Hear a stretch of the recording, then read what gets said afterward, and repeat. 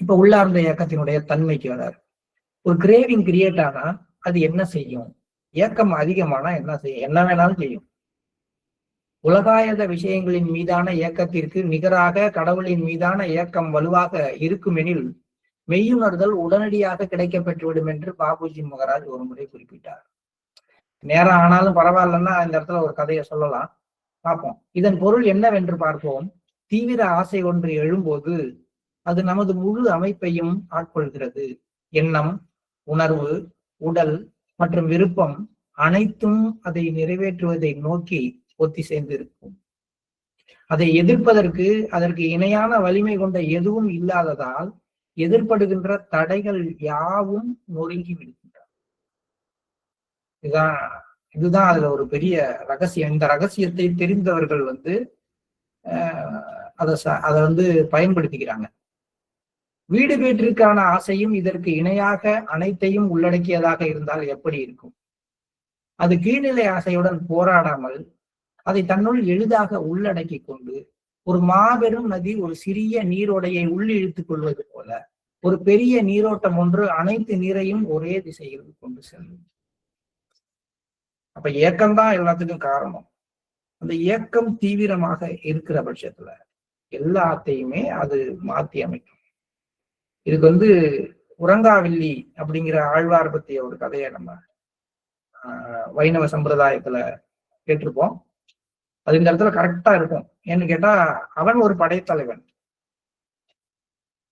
அவன் காதலிக்கிற பெண்ணோ ஒரு நடனக்காரி.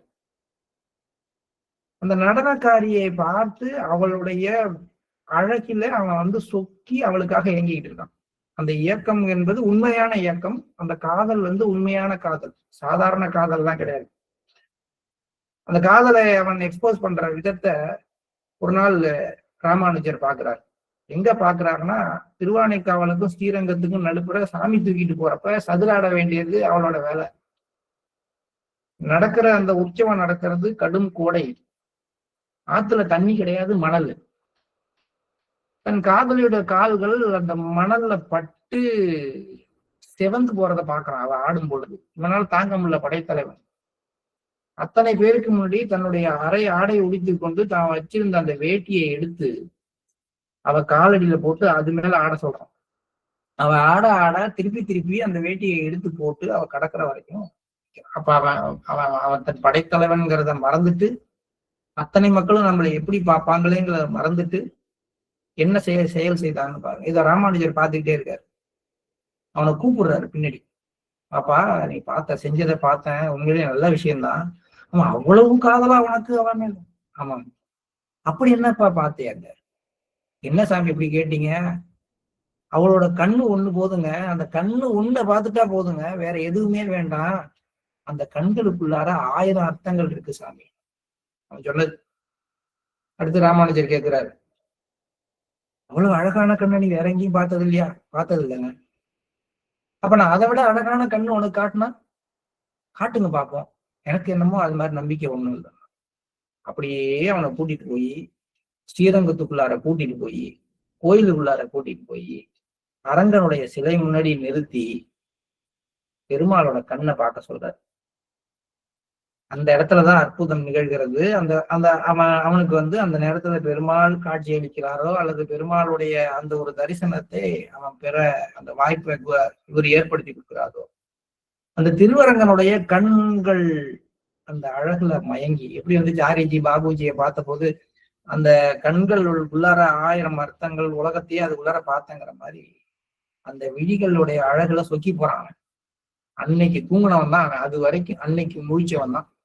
அதுக்கப்புறமும் அவன் இறக்கும் வரை தூங்கவில்லை. அழகான ஒன்றை கண்டதுல ஏற்பட்ட பிரமிப்பு. அதுக்கப்புறம் எல்லா காதலும் அவன் மீது மட்டும்தான், அரங்கன் மீது மட்டும்தான் மாறிவிட்டான். நாச்சியார் அவனுடைய உடன் துணையாகவே கடைசி வரைக்கும் வர்றாங்க. அது கதை பெருசு. இங்க நம்ம அதுல எடுத்துக்கொள்ள வேண்டிய விஷயம் என்னன்னா, ஏக்கம் ஷிஃப்ட் ஆன பிறகு பாருங்க, ஒரே நாள்ல அப்படியே மாறிவிட்டான். அதுதான் பாபுஜி சொல்றாரு, வீடு பேற்றிற்கான ஏக்கம். பக்கம் பாத்தீங்கன்னா தெரியும், உலகாயத விஷயங்களின் மீதான ஏக்கத்திற்கு நிகராக கடவுளின் மீதான ஏக்கம் வலுவானதாக இருக்கும் எனில் மெய்யுணர்தல் உடனடியாக கிடைக்கப்படும். இது அவனுக்கு நடந்துச்சுங்க. இன்னைக்கும் உறங்காவில்லி அப்படிங்கிற கதையை எடுத்து படிச்சு பாருங்க. அவர் ஏன் அந்த பெயர் பெற்றார், அவர் எப்படிப்பட்டவர். ராமானுஜர் அவரை ரொம்ப பாராட்டுவார், பின்னாடி அவரை பத்தி சீடர்களுக்கு எல்லாம் அவர் மேல டெஸ்ட் எல்லாம் வச்சு அதுல ஒரு பெரிய கதையாகும். ஆனா பாபுஜி சொல்ற இந்த வரிகள் அவருக்கு அப்படியே பொருந்தது. ஒரு பக்கம் காதலி மீது அதீத ஏக்கம் கொண்டவனாக விளங்கினான். ராமானுஜர் அவனை கூட்டிட்டு போய் அந்த பக்கம் அதை திருவரங்கரன் மீது மாத்தின உடனேயே எல்லாமே மாறி போச்சு டோட்டலா. அப்ப என்ன இது ரெண்டுலயும் என்ன நடந்தது, இதெல்லாம் உண்மையா, அதெல்லாம் விட்டுருவோம். ஒரு விஷயம் உண்டு, ஏக்கம் என்பது ஒன்று தீவிரமானால் எல்லாமே சாத்தியம். எதுவுமே அதை தடுக்க முடியாது. அவன் லாஜிக் மைண்டோட நான் இனிமே அரங்கனுக்கு சேவை செய்யறதா, நான் படைத்தலைவன், நான் இல்லைன்னா இந்த நாடு என்னாவும், எதிரிகள் என்ன செய்வாங்க, ராஜா என்ன செய்வாரு, மரண தண்டனை கொடுத்துட்டா என்ன பண்றது அப்படின்னா, இந்த அடுத்த நாளில் இருந்து அவன் அரங்கனுடைய அடிப்பொடியாக மாறிட்டான். அவனை எதுவுமே தடுக்க, அவன் காதலியே தடுக்க முடியல. அவனுடைய காதல் அவனை தடுக்கல. இன்னும் சொல்ல போனா அவளும் இந்த பக்கம் ஈர்க்கப்படுகிறாள். சொல்றாருல, மிகப்பெரிய நீரோடை ஒன்று அனைத்தையும் அரவணைத்து இழுத்துக் கொள்வது போல அந்த உயர்ந்த ஒன்றுக்கான இயக்கம் வலுப்பெறும் பொழுது எல்லாத்தையும் அது உலர இழுது. இதுதான் ஒரு அற்புதம். அப்ப நம்மளால இது மாதிரி கீழான விஷயங்கள் உள்ளுக்குள்ளார வரணும் அப்படின்னா அதோட போராடக்கூடாது. மேலான விஷயத்தின் மீதான ஈர்ப்பை இன்க்ரீஸ் பண்ணணும். அதுக்கான இயக்கத்தை, தவிப்பை கூட்ட வேண்டும். அதற்கான வழிகள் என்னன்னு சொல்லியாச்சு, அதை செய்ய வேண்டும். அவ்வளவுதான். இதுக்கு மேல இதை சொன்னோம்னா நேரம் ஆயிடும், அடுத்தது போகும். இதனால்தான் இதயபூர்வமாக செய்யப்படாத பிரார்த்தனையால் நம்மை மாற்றி அமைக்க முடியாது. இதனால்தான் மேலோட்டமாக மனம் வருந்துவது ஆழமான பழக்கங்களையும் மனப்போக்குகளையும் மாற்ற தவறிவிடுகிறது. விடுதலை அடைந்த நிலைக்கான ஏக்கம் மெழுகுவர்த்தி போன்றது. பழக்கத்தினால் ஏற்படுகின்ற ஈர்ப்போ கொழுந்து விட்டு எரியும் நெருப்பை போன்றது. இவற்றின் தீவிரம் ஒத்திருக்கவில்லை. இந்த விகிதாச்சாரங்கள் மாறும் வரை விளைவானது முன்கூட்டியே தீர்மானிக்க ஒன்றாக இருக்கும். ஸோ டெஃபினட்டா சொல்லாங்க, ஒரு 4 பேர் உங்களை சொல்லிட்டா உண்மையான சுபாவம் வெளிப்படும். 4 பேருக்கு முன்னாடி எவ்வளவுதான் அடக்கி வைக்க முடியும், எவ்வளவுதான் நடிக்க முடியும், எவ்வளவு அடிச்சாலும் தாங்கலன்னு எவ்வளவு நேரம் நடிக்க முடியும். ஒரு நேரத்துல அழுக வந்தது இல்ல. அப்ப விளைவானது முன்கூட்டியே தீர்மானிக்கப்பட்டுவிடும். எப்ப அப்படின்னா, இந்த மனப்போக்குகள் மாற்றப்படாமல் இருக்கும் பொழுது. அப்ப இதயபூர்வமான பிரார்த்தனை செய்யப்படலன்னா இந்த மனப்போக்குகளை மாற்றி அமைக்க முடியாது. மேலோட்டமா மனம் வருதுன்னா என்ன ஆகும், அதனால ஐயோ நான் அப்படி ஆயிட்டானே, இப்படி சொல்லிட்டேனே, இப்படி செஞ்சுட்டேனே அப்படின்னு ரொம்ப வருத்தப்பட்டா மாறிவிடுமான்னா மாறாது. இப்ப நான் எல்லாத்துல இருந்து விடுபட்டு வரணுங்கிற ஏக்கம் இருக்கு. அது எவ்வளவு பெருசு இருக்குன்னு கேட்டா, ஒரு மெழுகுவர்த்தி எரியறப்ப அதோட சுடர் எவ்வளவு பெருசு இருக்கோ அவ்வளவு பெருசு இருக்கு. கீழ்நிலை விஷயங்களுக்கான ஏக்கம் எவ்வளவு இருக்கு, ஒரு காட்டை கொளுத்தி விட்டா எப்படி கொழுந்து விட்டு எரியுமோ அது மாதிரி இருக்கு. இந்த ஃபயர் எப்படி இருக்கு, இந்த ஃபயர் எப்படி. இதுதான் விகிதாச்சாரம். இது ரெண்டும் ஒத்திருக்கவில்லை. உயர்வான ஒன்றுக்கான நமக்குடைய ஏக்கம் இதயத்துல ஒரு மெழுகுவர்த்தி அளவுக்கு சுடர் விட்டு பிரகாசிக்குது. ஆசைக்கான ஏக்கம், காதலியை அடைவதற்கான ஏக்கம், பதவியை அடைவதற்கான ஏக்கம், அதிகாரத்திற்கான ஏக்கம் கொழுந்து விட்டு எரியுது. அப்ப எதை நோக்கி நீங்க போவீங்கன்னு யாரும் சொல்ல வேண்டியதில்லை. It is already decided. நீங்க உங்கள் இதயத்தில் கொழுந்து விட்டு எரிகின்ற ஆசை எதை நோக்கி உங்களை உந்தி தள்ளுகிறதோ அதை நோக்கி தான் செல்வீர்கள். உங்கள் விளைவு ஆல்ரெடி டிசைடட், தீர்மானிக்கப்பட்ட ஒன்றாகவே இருந்து விடுகிறது. அப்ப இதுக்கெல்லாம் விடிவு காலம் இல்லையா? இது நமக்கு புரியுது. இதுக்கு என்ன விடிவு? அப்ப இதுல இருந்து என்ன தூக்கி விட்டுற மாஸ்டர், இதெல்லாம் நல்லா இருக்கு, நீங்க சொல்றதெல்லாம் உண்மைதான், தயவு செஞ்சு அந்த நெருப்பை தண்ணி ஊத்தி அணைச்சு விட்டு இந்த மெழுகுவர்த்தியை கொஞ்சம் தூண்டி விட்டு எப்படியாவது எனக்கு கரை சேர்த்து விடுங்க மாஸ்டர் அப்படின்னா அது சாத்தியம் இல்லை அப்படிங்கிறத இங்க சொல்றாரு. வண்ணத்து பூச்சியும் அதன் கூடும். ஒரு நாள் ஒரு நபர் வண்ணத்து பூச்சி ஒன்று அதன் கூட்டிலிருந்து வெளிவருவதற்கு போராடுவதை கண்டார். அந்த கூட்டினுடைய திறப்பு வழி மிகவும் சிறியதாக இருந்ததால் வண்ணத்து பூச்சி பல மணி நேரம் வெளிவருவதற்காக போராடி கொண்டே இருந்தது. இரக்கம் கொண்ட அந்த மனிதர் ஒரு கத்தரிக்கோலை கொண்டு அந்த கூட்டின் திறப்பு வழியை அகலப்படுத்துவதற்காக அதை கத்தரித்தார். வண்ணத்து பூச்சி எளிதாக வெளியே வந்தது. ஆனால் அதன் உடல் வீக்கமாகவும் இறக்கைகள் சுருங்கிய நிலையிலும் இருந்ததால் அதனால் ஒருபோதும் பறக்க முடியவில்லை. அதுக்கு ஒரு படத்தை போட்டு காட்டியிருக்காரு. இந்த பக்கம் அந்த வண்ணத்து பூச்சியோட கூடு, அது வெளியில வந்த கூட்டுல ஒரு சின்ன ஓட்டை, அது வழியாதான் அந்த பூச்சி வெளியில வந்து அழகா நிக்குது. இந்த பக்கம் கத்திரிக்கோல் கொண்டு கட் பண்ணி பெரிய ஓட்டையாக போட்டதுல இருந்து வந்த வண்ணத்து பூச்சி, அது பாருங்க ரெக்கை வந்து இன்னும் வளராம பறக்க முடியாம ஒரு பூச்சியாக இருக்குது. இப்ப ரெண்டையும் போட்டுட்டு கீழே சொல்றாரு, வண்ணத்து பூச்சியினுடைய முயற்சி உடல்ல இருக்கிற அதனுடைய திரவத்தை வந்து ரெக்கைகளுக்குள் செலுத்தி ரெக்கைகளை வலுவாக்கி பறக்க வைக்குது. ரெக்கைகள்ல இருக்கக்கூடிய அந்த சின்ன சின்ன நாளங்கள் வழியாக உடல்ல இருக்கிற திரவத்தை எல்லாம் அது உந்தி தள்ளுறதுக்கு தான் அந்த ஓட்ட வழியா அது முயற்சி பண்றப்பெல்லாம், உடம்ப சுருக்கி அழுத்தி அது வழியா வெளில முயற்சி பண்றப்பெல்லாம் அதோட உடல்ல இருக்கிற ஃப்ளூயிட் எல்லாம் ரெக்கைக்கு பரவுது, ரெக்கை வலிமை அடைகிறது. ஆனா இங்க அது கட் பண்ணி விட்டு வெளியில வரும்போது அந்த பாடி ஃப்ளூயிடு பாடியிலேயே இருக்கு, ரெக்கைக்கு டிரான்ஸ்ஃபர் ஆகல. அதனால இது என்ன பண்ணுச்சு, பறக்கும் திறனை எளிதாக பெற்றது, கஷ்டப்பட்டது. அந்த கஷ்டத்தினால அதனுடைய உடல்ல எல்லா பகுதியும் வலிமை அடைந்தது. அது இறுதியாக முழுமையாக புவியீர்ப்பு விசைக்கு எதிராக விடுபட்டு பறக்கிறதுக்கான அந்த தன்மையை பெற்றுவிட்டது. ஆனால் இங்கே அதனுடைய சிரமம் புற உதவிகளால் நீக்கப்பட்டது. அதனால அது வெளியில வந்தது. ஆனால் அதற்கு அது பெற வேண்டிய திறன் பெறப்படாமல் அது தடுக்கப்பட்டு விட்டது. அப்ப குறுக்கு வழி தேடுறவங்க எல்லாம் இந்த கதையை பார்த்துங்க. எது போனாலும் மாஸ்டர்ட்ட அது கேட்காதவங்களே கிடையாது. சீக்கிரமாக ஆன்மீகத்துல முன்னேற என்ன வழி? தியானம் பண்ணு. அதை விட ஏதாவது சீக்கிரமான குறுக்கு வழி ஏதாவது இருக்கா? சுத்திகரிப்பு அதை விட ஏதாவது சீக்கிரமான வழி இருக்கா? A.B மெடிடேஷன் 10 நிமிஷம் முன்பு அதை விட சீக்கிரமான வழி இருக்கா? சுருக்கு வழி ஏதாவது இருந்தா சொல்லுங்க. இப்படித்தானே நம்ம கேட்கிறோம். ஆனால் குறுக்கு வழி என்ன செய்யும்? இதைத்தான் செய்யும். இப்ப சிரமத்தினுடைய நோக்கம் என்ன? நாம நமக்குள்ளார எல்லா திறன்களையும் பெற்று இந்த நிலைமையிலிருந்து இன்னொரு நிலைக்கு ஷிஃப்ட் ஆகும். அதுதான் நமக்கு அளிக்கப்படுகின்ற சிரமத்தினுடைய நோக்கம். அப்ப போராட்டம் என்பது என்ன? அவசியமான வளர்ச்சிக்காகத்தான் போராட்டம். எந்த ஒரு போராட்டம், உங்களுடைய மன போராட்டம், அதுவும் உங்கள் மனதை வலுப்படுத்துகிறது. இப்ப என்ன சொல்ல வர்றாரு மாஸ்டர் திரும்பியும்? அந்த மனிதர் புரிந்து கொள்ளாதது என்னவெனில், அந்த குறுகிய திறப்பு வழியில் இருந்து வெளிவருவதற்கான அந்த போராட்டமானது வண்ணத்து பூச்சியின் உடலில் இருக்கும் திரவத்தை அதன் இறக்கைகளுக்குள் செலுத்துவதற்கான இயற்கையின் நியதி என்பதைத்தான். அதுதான் அவருக்கு புரியல. அதுக்காகத்தான் அது போராடணும், அது இயல்பா வரணும் அப்படின்னு இயற்கை விட்டுருக்கு. அது புரியாம அதை கட் பண்ணி விட்டவங்க என்ன பண்ணாங்க? அந்த வண்ணத்து பூச்சி திறன் பெறாமல் விடுதலை அடைவதற்கு வழி சொல்லிட்டாங்க. சிரமம் என்று நாம் சொல்லக்கூடிய இரக்கமற்றதாக தோன்றுகின்ற அந்த செயல் வண்ணத்து பூச்சி பறக்கும் திறனை பெறுவதற்கு அவசியமானதாக இருந்தது. அதே போன்று ஒரு ஆர்வலர் தன்னுடைய ஆன்மீக பயணத்தில் இருந்து போராட்டங்களை நீக்குமாறு கடவுளிடம் அல்லது மாஸ்டரிடம் கேட்பது ஒரு வகையில் அவர் சுருங்கிய இறக்கைகளுடன் வெளிவர கேட்பதை போன்றதுதான். நல்லா பார்த்துங்க. மாஸ்டர்கிட்ட போய் மாஸ்டர் என் கஷ்டத்தை நீக்குங்கன்னு கேட்காதீங்கிற பல முறை சொல்லிட்டார். கேட்டால் அது நடக்கும். நடந்தால் என்ன ஆகும்? நீங்கள் ஒரு திறன் பெறுவது தடுக்க. இதை புரிஞ்சுக்கிட்டோம்னா கஷ்டங்களை நோக்கி வரும் பொழுது மாஸ்டர் கொடுத்ததாக ஏற்றுக்கொண்டு அந்த கஷ்டங்களிலிருந்து மீண்டு வர முயற்சி செய்யும்.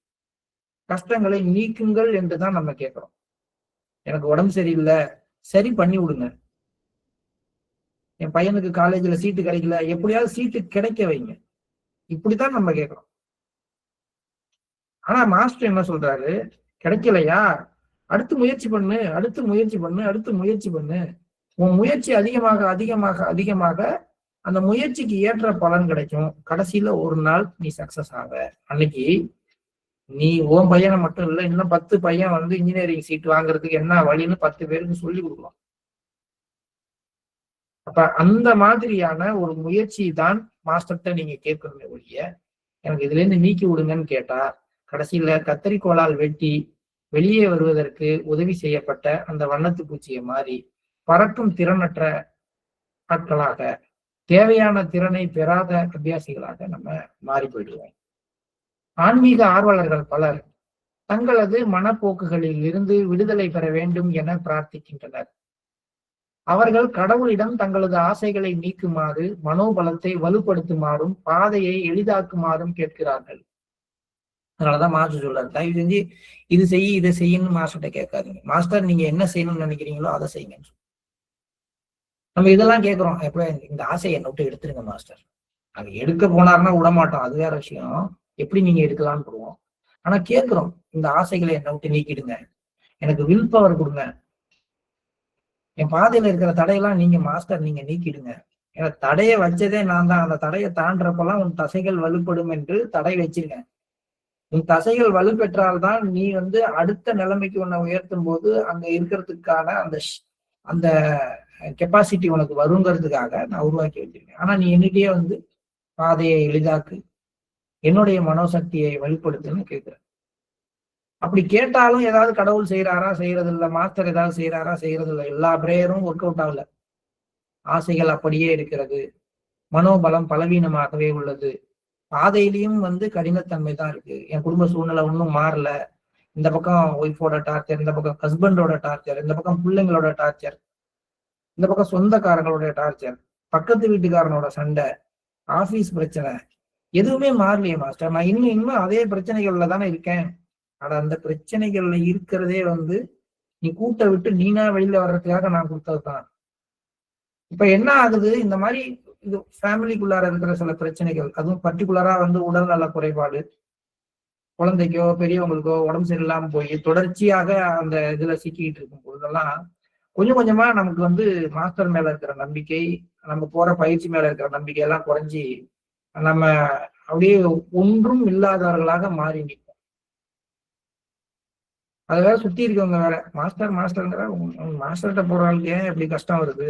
நான் அன்னைக்கே சொன்னேன் அந்த கோயிலுக்கு போயிட்டு வரேன், அங்க போயிட்டு வராம நீ இங்க போய் உட்கார்ந்துருக்க பாரு, உங்க வீட்டுக்காரம்மா உடம்பு சரியில்லாம உங்களுக்கு சரியாயிடுச்சா?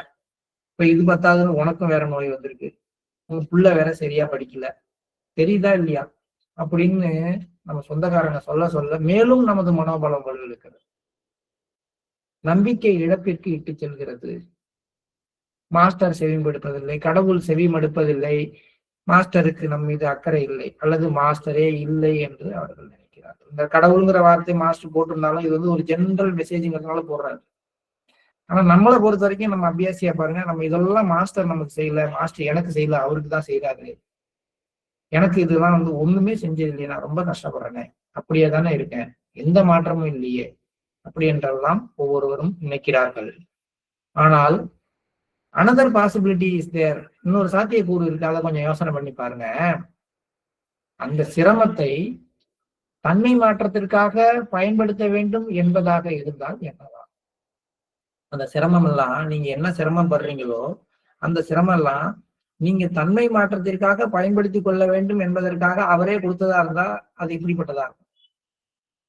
அந்த போராட்டம் ஆர்வலர் விடுபட்ட நிலையை அடைவதற்கு தேவையான வலிமையை வளர்த்து கொள்வதற்கான வழியாக இருந்தால், இப்ப என்ன பிரச்சனைகள் நீங்க இருக்கீங்களோ இதுதான் நீங்க லிபரேட் ஆகிறதுக்கு, இந்த உலக வாழ்க்கையினுடைய பிரச்சனைகளில் இருந்து விடுபடுவதற்கான அடிப்படை மனோபாவம், அடிப்படையான திறனை பெறுவதற்கான வழியாக இயற்கை கொடுத்துருக்கிறதா இருந்தால் என்னவாகும்?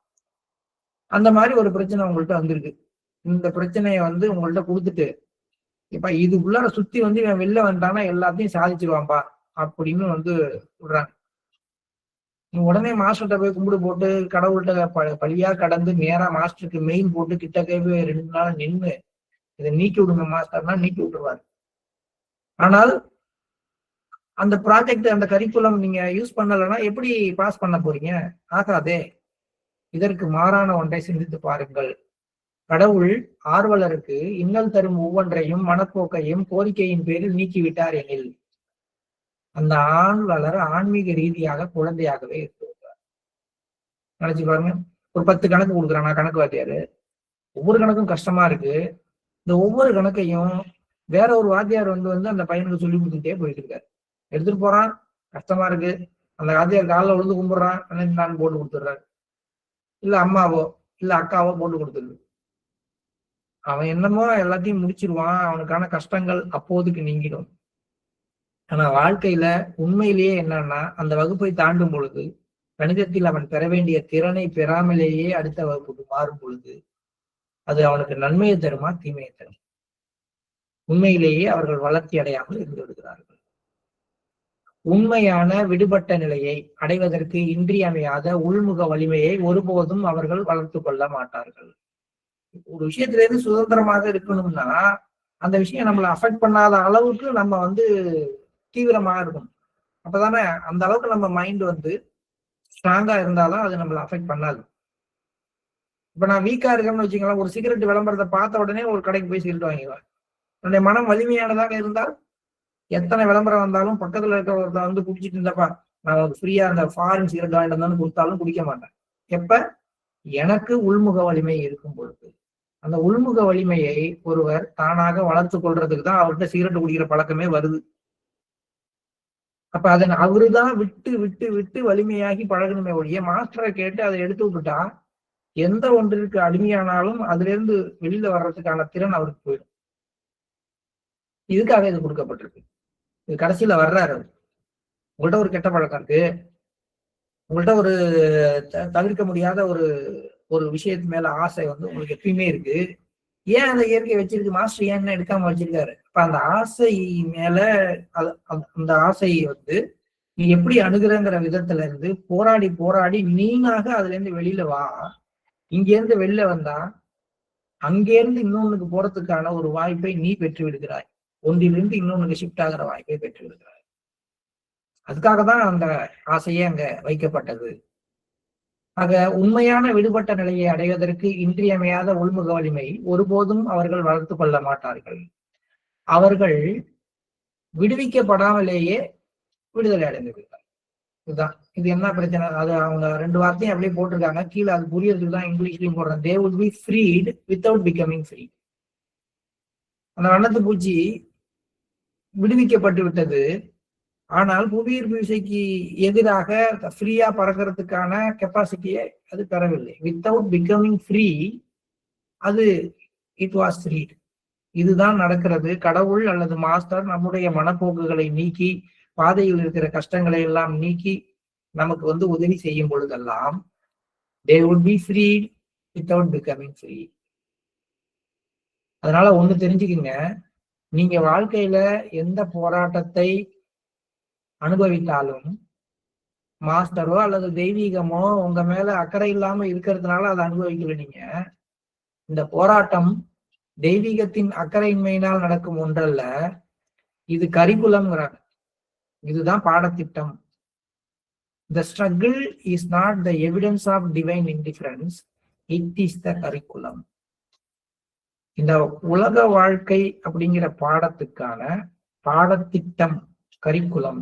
அந்த கரிக்குலத்துல இந்த பிரச்சனை ஒரு ப்ராஜெக்டா உங்களுக்கு கொடுக்கப்பட்டிருக்கு.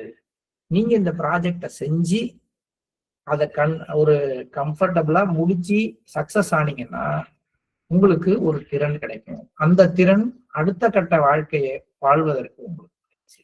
அதனால் the struggle is not the evidence of divine indifference, it is the curriculum.